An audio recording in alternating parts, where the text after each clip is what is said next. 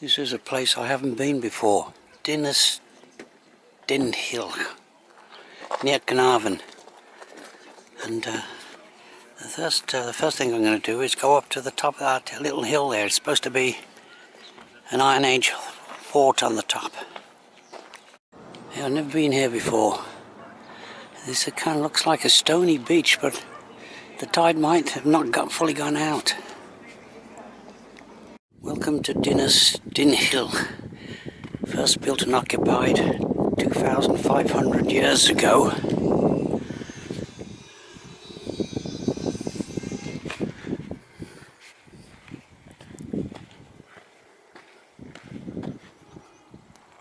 Okay, the view looking down to the beach from the top of Dinas Dinlle.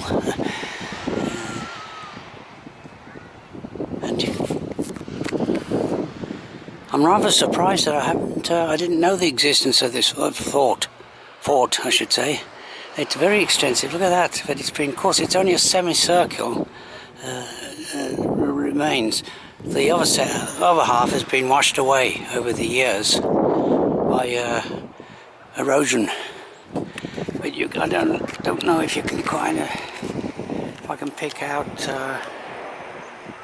the snow-capped mountains over there. We've had several days of wintry weather, a return to winter in the beginning of April. And there's the walk I'm going to do. I'm going to go along the coast there for about a mile and then call into a museum and then come back along the edge of the estuary and some quiet lanes back, a circular walk. There's the local bus, Dinas Dinlle, and behind it is the fort.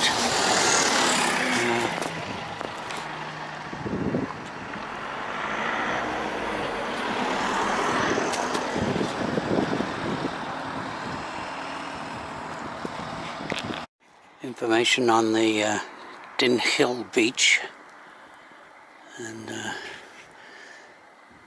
this is something of a discovery for me. I really didn't know this was here. It's got an outstanding view of the mountains of the Llyn Peninsula, and over there is a clear view of the big mountains.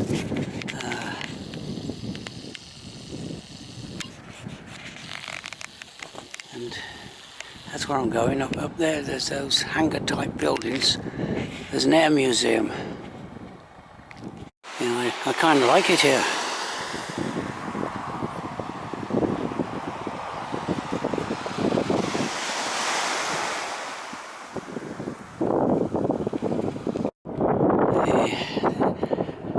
There's a light airplane landing at Caernarfon airfield. Now the air museum is just down there.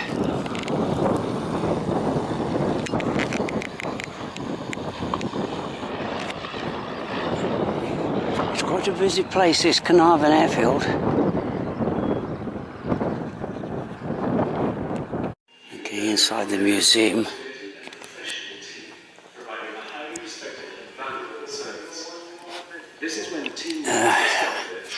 That looks like a Gloucester gladiator. But this is fantastic.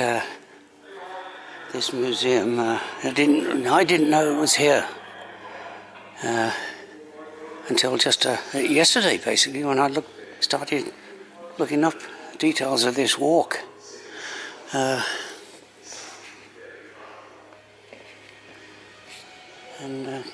I was very enthusiastic at one time about military airplanes when I was basically just a kid. And there's the Hawker Seahawk up close, based on the based on the Hawker Hunter. And here's a Hawker Hunter. This was my favourite plane, and this is the first time I've seen one up close.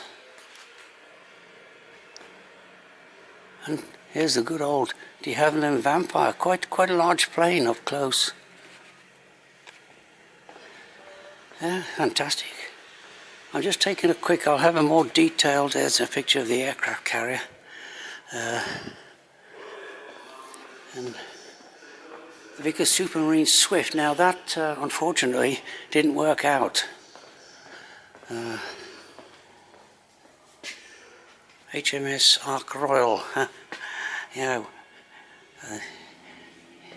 I think they disbanded that just before the Falklands War, which would have come in useful.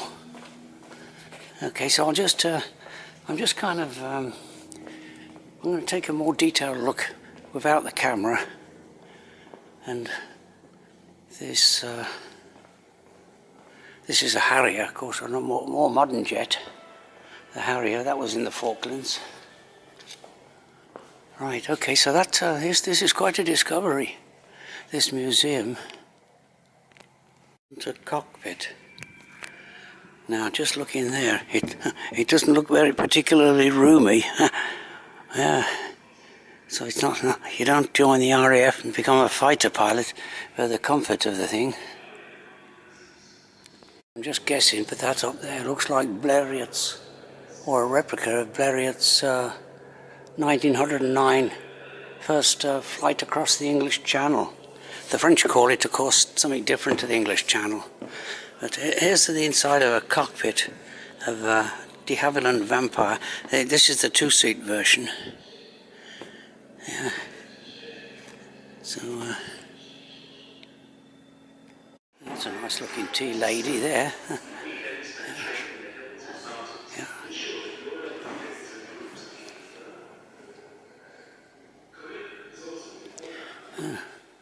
There's the ammunition.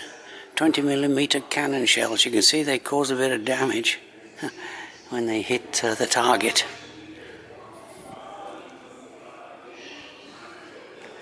That's a model of a early First World War fighter, the SE-5. And you can see the machine guns mounted on top, fired by the guy in the back. The pilot flied the airplane, and the guy sitting behind him was the gunner. Later on they had synchronized. They've synchronized the machine gun so he could fire through the propeller, and had twin machine guns. And that looks like the famous Avro Lancaster. Yeah. Okay. Okay, there's well, I won't stay too long because I do have I remember riding bikes like that when I was a kid. But this is rescued from crash aircraft, and all these bits and pieces were salvaged from various wrecked aircraft, because North Wales being a mountainous country, there are quite a few crashes. Okay, so that's it. I'll continue my walk from here on.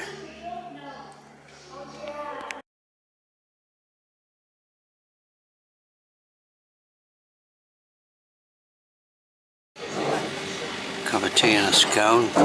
There's the airfield. This is the headquarters of the Welsh Ambulance Society. There's the Air Museum over there.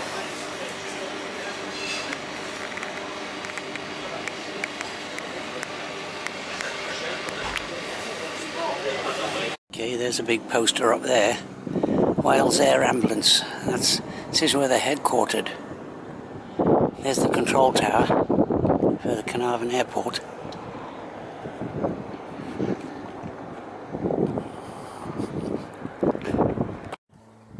Okay, the Air Museum was down there, and the Coast Guard, Her Majesty's Coast Guard, that big white building is Her Majesty's Coast Guard.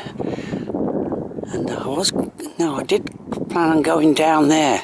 This looks like this tarmac road goes into a track. But I think I'll see what happens. I'm going to go walk down here to an 18th century fort. Holiday Home Park over there. And this fort is quite a distance down. I'm hoping actually it's privately owned. So I'll only be able to see the outside of it, but and I'm hoping to do a circuit of the airfield. But I'll see if it's not shown as a public right of way, so I'll see what happens. Going up to a gate here, so I'll see what it says. It might be private property.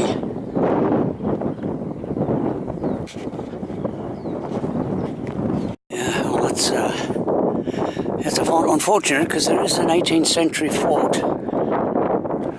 further up, and I don't know if I'm focusing in on it.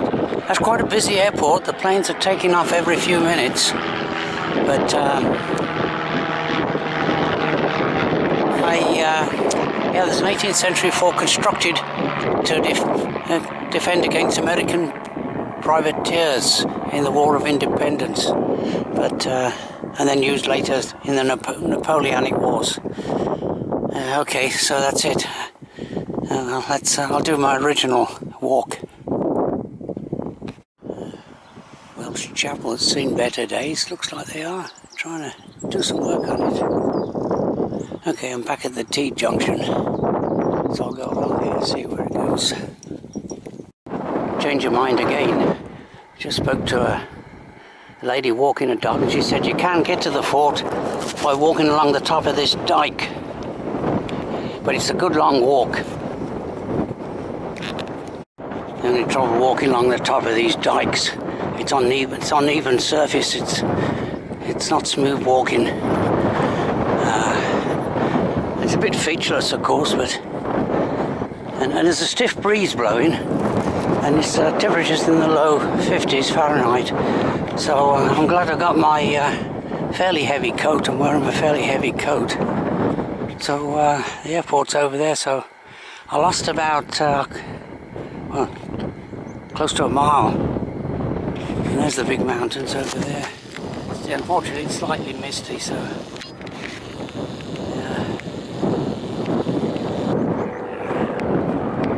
The planes are taking off every few minutes. It's quite a busy airport. I just come down off the dike, which is about 8 feet high, and you can see where the tide comes in. You can see where the tide mark is. So, but it's a bit easier walking down here. There's another notice: private property. But the lady, I don't know if you can hear me because you can see the wind's blowing. The lady said people just walk around here, and so I'll carry on going. Over there's the estuary I've been following, and that's the beginning of the Menai Strait over there, and over there the other side is Anglesey. So let's see if I can find my way around here. There's the fort over there.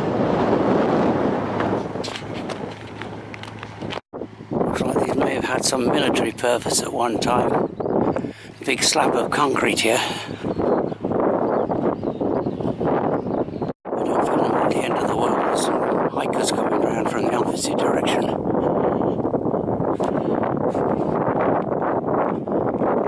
It's fortunate the lady come out and is going to show us around.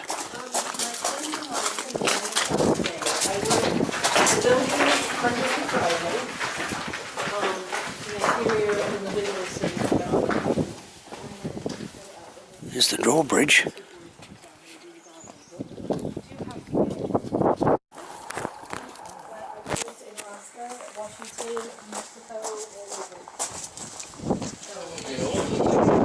This is really a world apart, isn't it? There's no Wi-Fi. I mean, you can get 4G, I think, out here. Yeah. There's no Wi-Fi in the houses. In the houses. That was much smaller, and the family brought it bigger to be more in proportion with the room. This room has been remade. Reunions and... Well, I know people who hire big houses to get all the family together. That is requested for a party. So, That's I mean, cool. for a wedding. Yes.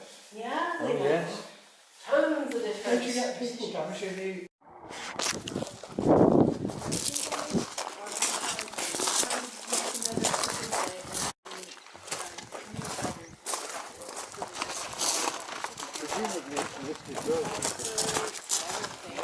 Okay, so we just had a little bit of a tour saw inside.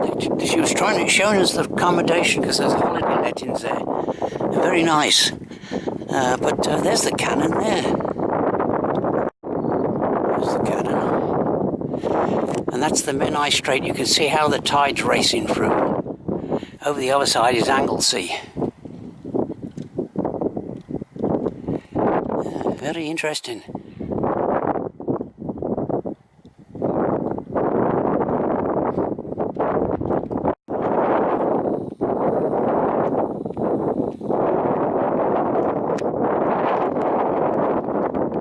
The fort. Now, looks like there is a path going around the actual shore, but I think there's a lane that goes around. I'll just see if I can find it. There's a rough lane that's flooded when the high tide, but I think, but I believe it's kind of access for that complex there, that old fort. Probably walked about a mile along this path, and I just saw this log here, so I think I'll have a break. It's in the wind, but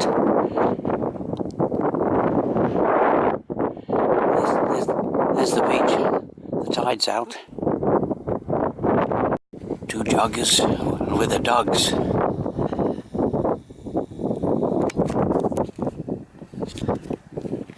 We're getting closer to civilization. There's a few more people on the beach here.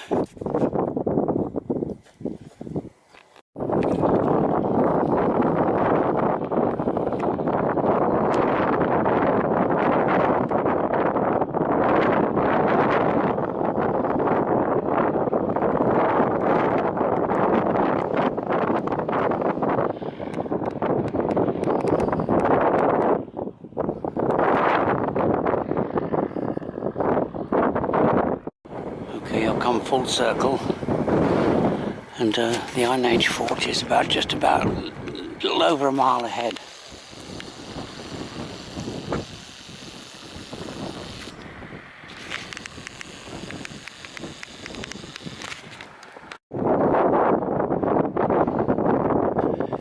You can see now the tide's out. It's quite a considerable beach.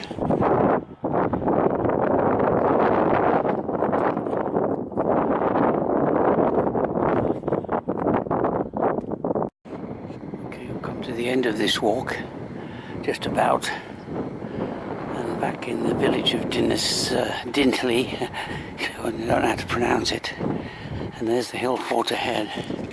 You can see the very prominent footpath that goes to the top. It's only 100 feet high, of course, but so I've never been here before, so my car is about a quarter of a mile ahead, and it's a much longer walk than I expected. Now, over there are the mountains that go along the coast, right directly up the coast of Llyn Peninsula, and they look quite spectacular. But the highest point is just over 800 feet above sea level.